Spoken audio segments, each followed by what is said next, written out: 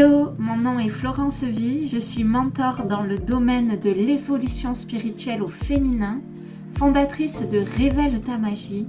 J'accompagne les femmes connectées, intuitives et engagées à vivre une vie guidée chaque jour par l'âme et le cœur. Ce qui m'anime, c'est un monde où les femmes se révèlent et rayonnent la lumière de leur âme. Si tu souhaites incarner tes plus belles fréquences au quotidien et recherches des partages, des astuces, des conseils, une vision, alors tu es à l'endroit parfait. Bienvenue dans mon univers et dans le podcast Les Magiciennes. Hello belle magicienne, comment vas-tu en cet automne? Je suis heureuse de te retrouver et aujourd'hui, dans cet épisode de podcast, je te donne 3 tips à appliquer directement pour ne plus te sentir plus petite que les autres. Ces 3 choses-là, elles vont te permettre de te donner tellement plus d'amour. Ça va faire que ce sentiment d'être plus petite que les femmes qui t'inspirent, de ne pas être assez, va laisser la place à un nouvel état d'esprit. Celui de te reconnaître dans ta grandeur, dans ta beauté, dans ta lumière, dans tout ce que tu es.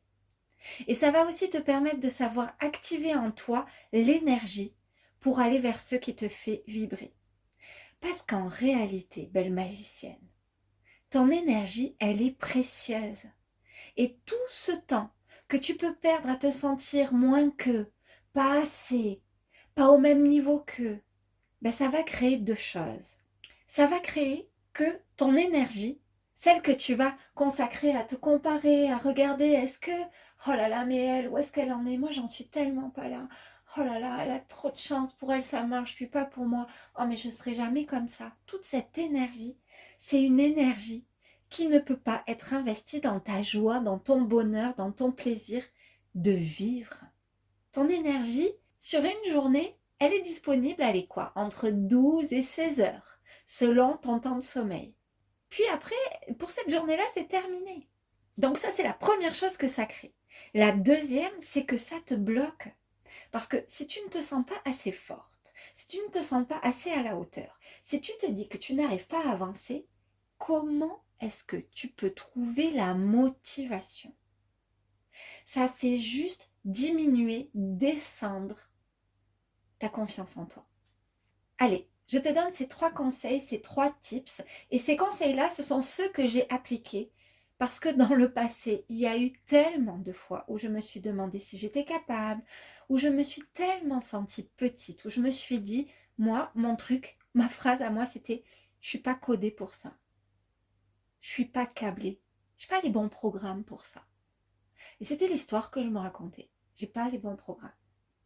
Donc en 1, mon premier conseil, et qui est probablement le plus important des 3, si tu dois en appliquer un, ma belle magicienne, c'est celui-là. Puis l'idée, c'est que tu appliques les 3. En 1, c'est arrête de te raconter des histoires négatives à propos de toi. C'est dans les moments où tu sens que tu rabâches pour la énième fois que oui, c'est possible pour elle, mais pas pour moi, que moi, je ne saurais jamais faire ça. Rappelle-toi d'une chose, tu peux tout. C'est-à-dire qu'il te suffit de décider que c'est possible et ça le sera. Et tu sais comment? Eh bien parce que tu vas arrêter de perdre ton temps, ta confiance à te raconter ce genre de choses. Regarde. Imagine une personne qui est en train de faire un tableau. Tu vois, c'est une artiste, puis elle s'est installée dans un endroit là et elle est en train de faire un tableau. Elle est tranquille. Et là, toutes les 5 minutes, il y a une personne qui passe, qui s'arrête devant son tableau, devant ce qu'elle est en train de faire et qui lui dit « Oh, j'aime pas. Ah, tu pourrais faire mieux. Oh, il y a vraiment des peintres qui sont plus doués que toi. Ah, tu connais ce peintre-là? Oh, il est tellement fort. Ah ouais, toi, c'est quand même pas pareil. T'es sûr que tu sais peindre? » Imagine ce qui se passe pour cette peintre. Au fur et à mesure, sa confiance en elle et son énergie, elle diminue. Et elle va probablement jamais finir son tableau. Peut-être même qu'elle va jamais reprendre un pinceau. C'est pareil pour toi. À chaque fois que tu veux tenter quelque chose, si tu as à l'intérieur de toi ces voix qui, comme ces personnes, viennent vers toi pour te discréditer, pour te comparer, pour te dire mais regarde, elle y est arrivée en 6 mois, puis toi ça fait 3 ans et tu n'y arrives pas. Ben, ça fait descendre ta foi, ta confiance en ta capacité à y arriver et ton énergie. Si on revient à ma métaphore, cette artiste, imagine, elle va trouver un endroit où elle n'est pas dérangée. Et puis, si elle veut peindre son tableau, on peut être sûr, là, on peut s'entendre toutes les deux pour se dire qu'elle ne va pas inviter le genre de personnes qui vont la critiquer. Elle ne va pas leur dire, venez, accompagnez-moi, moi je vais peindre, puis moi, vous allez me critiquer pendant ce temps. À moins qu'elle fasse une expérience sociale. C'est pareil pour toi. Lorsque tu as envie de faire quelque chose et que tu sens que tu commences à te raconter des histoires à propos de ça, juste arrête. Arrête ça. Donc là, tu vas te dire, ok Florence, mais comment on fait? Comment on fait ça? Quand tu vois ces pensées arriver, parce que ce qui est clair, c'est que si tu commences à être attentive à ça, tu vas les voir et les sentir arriver, ces pensées-là, tu vois, comme ces personnes qui arrivent auprès de l'artiste, tu vas les voir venir. Ce que tu peux faire, c'est te demander, est-ce que réellement, ce genre de pensée, elle sert mon bonheur? Est-ce que réellement, ce genre de pensée-là, ce genre d'histoire que je me raconte, elle sert mon projet? Est-ce que c'est le genre de choses que j'ai envie de me dire? Est-ce que c'est le genre de choses que je dirais à ma fille, ou à ma sœur, ou à ma meilleure amie? Clairement, non. Donc si tu ne dirais jamais ce genre de choses à ta sœur, ta fille, ta meilleure amie, pourquoi est-ce que tu te le dis à toi? Donc non.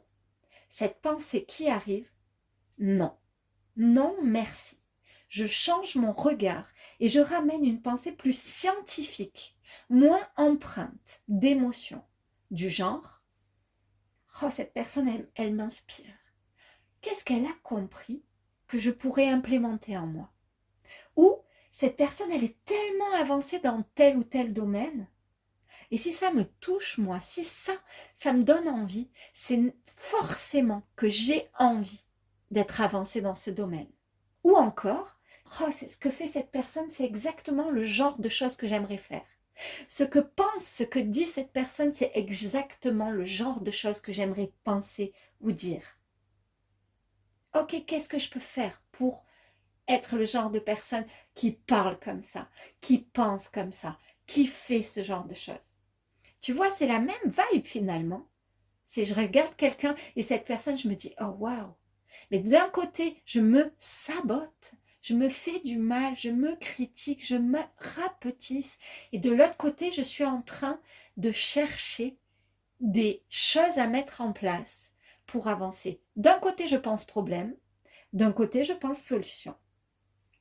Allez, la deuxième chose. Est-ce que tu es prête, belle magicienne, pour cette deuxième chose? La deuxième chose, c'est choisir à quoi tu crois. Si tu regardes les personnes qui ont vraiment réalisé des grandes choses, elles ont tout un point commun. C'est qu'elles choisissent ce à quoi elles croient. Ça paraît fou comme ça, mais regarde, si on prend une autre métaphore.